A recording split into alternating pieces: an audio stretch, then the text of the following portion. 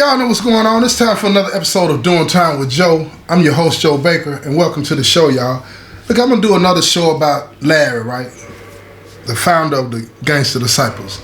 I really appreciate all the comments that I got from the last show. It was really insightful and helpful to me to understand, because a lot of that stuff I didn't know, is particularly when one of the comments was about how he had come out and said he didn't want anything to do with Gangster Disciples anymore, right? So this morning, I was out back kicking it with some of the guys, and they were talking about, the picture that was shown of Larry on, they said they saw it on TMZ, right? And I saw the picture too. And he looked like he was sick, he was tired, he was old. And I don't know if that was a recent picture or an intentional picture, but I think it was intentional. And what we were talking about out back was this. When you see somebody of that stature, right? Especially when I say stature, you got to keep in mind, when you're talking to people that, that live that lifestyle currently, right? They still look at him as somebody to idolize. They still look at him as somebody that they should look up to, because you got to remember, the literature that they learn is quoting his name and is saying his name throughout it, and it's a brainwashing process where you subordinate to him and you think that, he's almost a God-like figure, right? And don't get me wrong, because I had to learn that lit as well, back in the day. So I understand the power that when you start to try to learn a new concept about something and you're learning these things that they want you to know and understand about it, and how you got to submit yourself to this person or whoever it is on the body, an executive body, and all of these different types of layers, and you've never met them. It's no different, I'm talking about in structure-wise, than in the Army. You submit to the general, and then it comes on down the chain of command, and it's the same way in the Gangster Disciples. But what was interesting about the conversation that I was having in the back with the guys was this. They were dismayed at how he looked, because this godlike figure that they saw him as now had been reduced to being just a human being, just a man. You got to remember, most people that are part of the Gangster Disciple organization, past and present, never met him. But they idolize him, and they have in their minds this own image of him, like he's 15 feet tall, he'll live forever, he can do no wrong, he can do all of these things in the name of GD, and this is what it is. But when they saw this picture of him, they realized, like, he bleeds like me. He bleeds like me. He looked like he had it rough. And I could see on their faces as they were talking, they were shook. So I jumped in, I took my time, waited for my opportunity, and I jumped in when I saw the fear on their faces. It's kind of like a lion in the jungle. When they smell fear, they jump. I saw it, so I jumped, and I said, this is what it looks like. That's what this lifestyle will look like. All you got to do is live. But let me tell you what his life entailed. Let me tell you. He had people all over claiming GD in his name and doing things in his name. And one of the guys out there, they said he came out in 2020 and said he didn't want anything to do with GD. And I said, bro, I know that now. I didn't know that when I did the first show about it. You feel what I'm saying? Because I've been so out of touch. I still kick it with some of the guys, but I didn't know that Larry had said that. But now that I know that, I got something else to add to it. Now check this out. I want y'all to pay attention to this, right? If you are part of a business, you start a business and you incorporate it, get your LLC and all this and that, right? You got the articles that you put together for your company, your board, excuse me, your board of directors and every position on the board and their responsibilities and what they do. But at the very end of that application, at the very end of that document, you're going to have what you call a dissolution agreement. And a dissolution agreement is something that you exercise when you're trying to break the company down, whether it be for bankruptcy or you're going out of business, whatever the case may be. But it's instructions on how to dismantle it, where it no longer exists, right? See, and once that company is no longer in existence, you can't sell products in that name anymore because that company no longer exists, right? But see, here's the problem with a street organization that appears to function and look like a corporation, has the same structure and all this and that, but there's no dissolution agreement. He can't even stop people from using his name in the literature because it's all in the mud. People will still claim in Larry's name to be this and to be that and to do this and to do that when it's not even about him anymore. He's walked away from it. He's walked away from it. But see, it made me think of this movie called American Meat. And in the movie, when the white dude that was part of the Aryan Nation had gone to prison and he sees that, this thing is not what he thought it was, his own Aryans turned on him, they raped him, they did all this and that. And when he was in the infirmary, the black dude took him a book, he reading the book and he's learning this, he's learning that. He tell the black dude he wants to walk away from the lifestyle. The black dude tells him, no, it's not that easy. Now you have to repair the damage that you caused. How do you do that? How do you do that? You have to tell people over and over and over again how dangerous that life is. You got to tell people what can happen to them. And I could do shows from here on out. Here on out.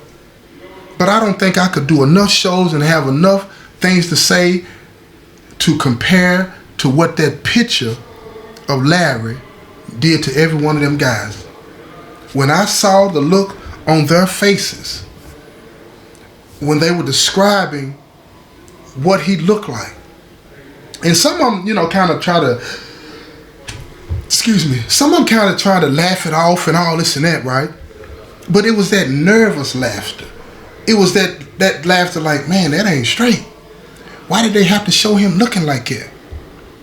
They saw a man that is, in their minds, he may be the picture of health. I don't know.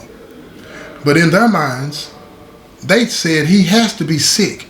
He has to be mental. It has to be something wrong. Why would he take a picture like that? And then one of the guys was standing there and he was trying to describe it using facial gestures and all this and that as to how he looked. And it was like, you're trying to say that he's mental. He's crazy. And he was like, man, that wasn't straight. I said, you keep living like you living and you gonna end up like it. I said, man, Larry been on the ground. See, the penitentiary buries you alive, right?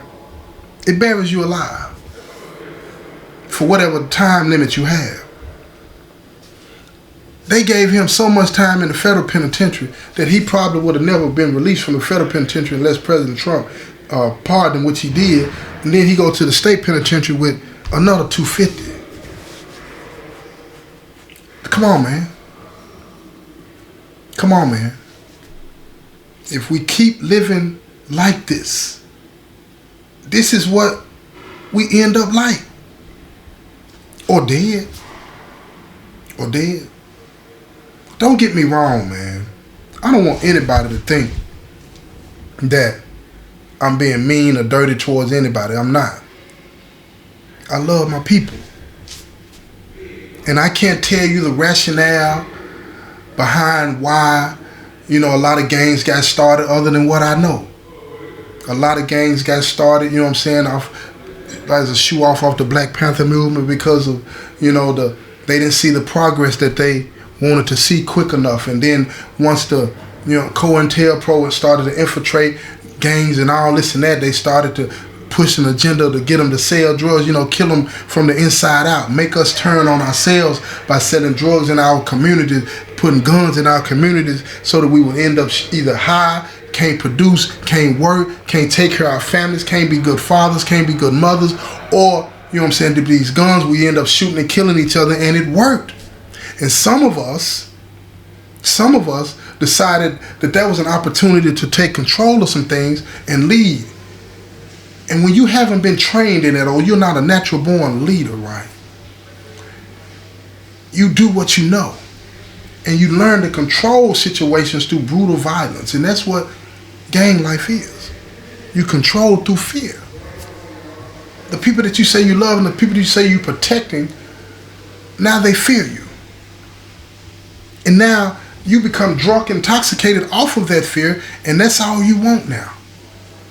That's all you want. And that, unfortunately, not just for Larry, but for all individuals that participated in that, including me, that is always going to be a part of your legacy. Always. So what do you do about that? Because I don't want people to think I'm gloom and doom and there's no way to turn that around. I'm going to tell you what you have to do from where I sit. Now, if anybody got a better suggestion, please tell me. Come to talk to me. Send some comments in. Let me know what it is that I need to do so that I can tell everybody what they should do. Because I see it on their faces now. They're lost. They're looking for answers. They're looking for help. And I don't want to just say anything. But see, from where I sit, you have to walk away from that life. You have to denounce that life. You know what I'm saying? Turn to God. That's my thing. Turn to God. Get to know Him. Get to know Him. Go to Him. Listen to what He says, and then do it. Go to Him, listen to what He says, and then do it. That's what you got to do. And when you do that, that's Luke chapter 6, y'all, verse 47, by the way. And when you do that, you're going to see things turn around for you. You're going to see things turn around. But see, a lot of us, we're trapped. Because if you do that, then you got to give up whatever reputation that you have. And what I'm telling you is that if you want to hold on to a reputation of being somebody that is known for that lifestyle, this is what you should do.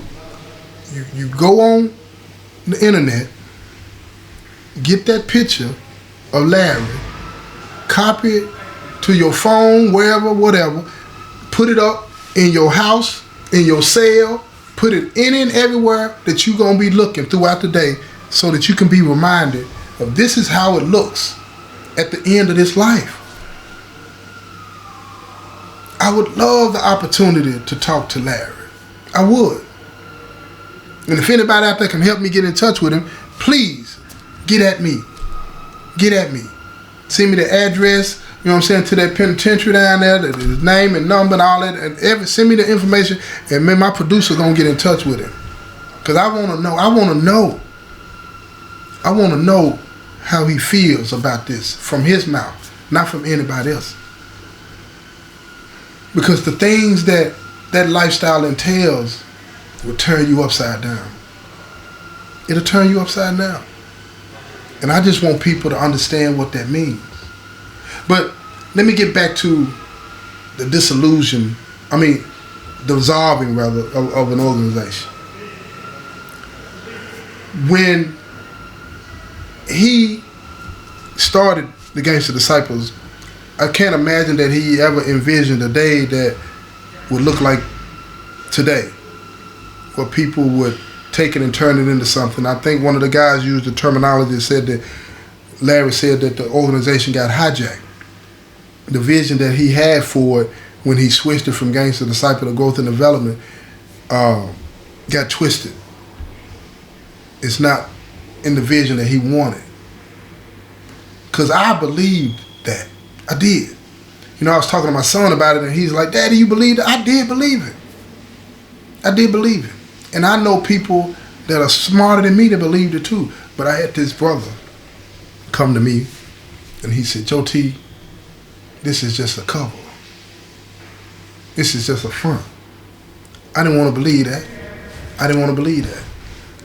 But when you have the majority of brothers that still want to do what they want to do, that's what they'll say. And I'm going to tell you something. The power of the organization, when brothers got their minds made up on how they want to get out and what they want to do and all this and that, it's almost impossible to get them to think otherwise. So what does that look like for Larry where he's at? See, I imagine that he won't be in General Pop. I can't see it. Excuse me, y'all. I can't imagine that he'll be in General Pop. But let's just, for an instant, let's just imagine that they put him in General Pop. And he's around some guys that are still actively participating in the lifestyle. What does that conversation look like? Do you think that they would not do whatever it took to try to make him feel like they want to honor him? I can't imagine Larry going to the shower and there not being people there making sure that he was going to be safe.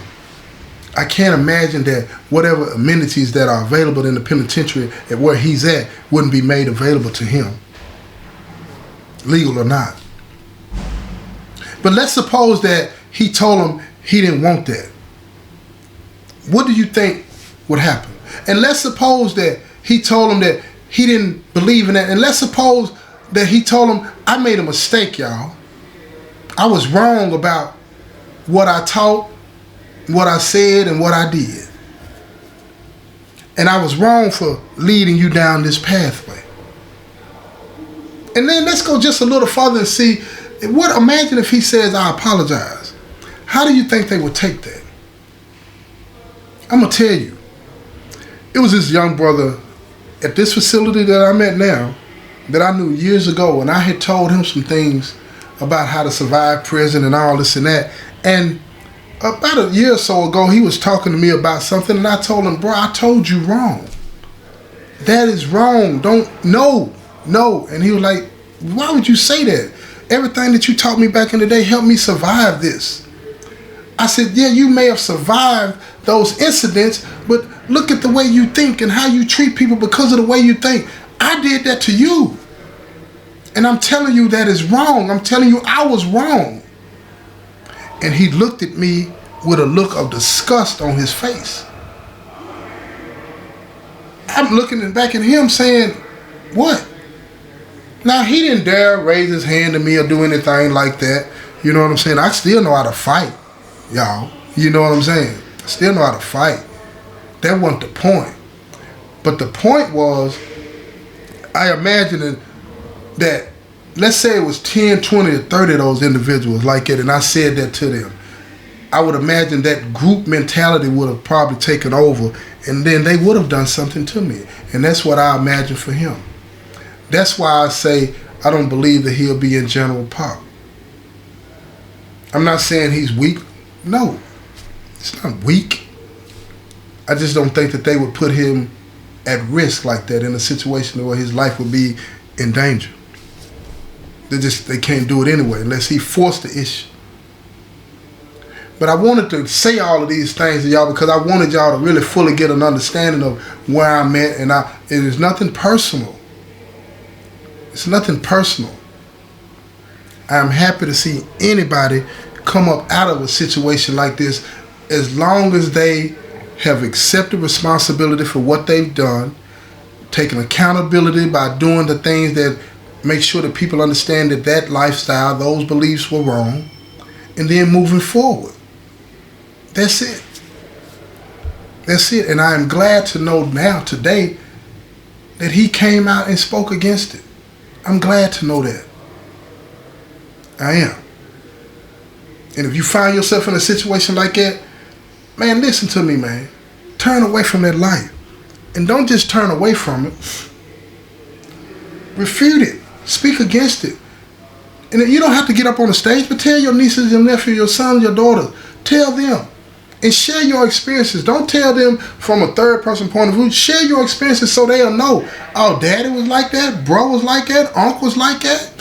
Sis was like that. Mom was like that. Don't hide that from them, because that's going to give it that extra to make them believe it. Remember that, y'all. This has been another episode of Doing Time with Joe. I'm your host, Joe Baker, and I say peace, y'all. I'm getting so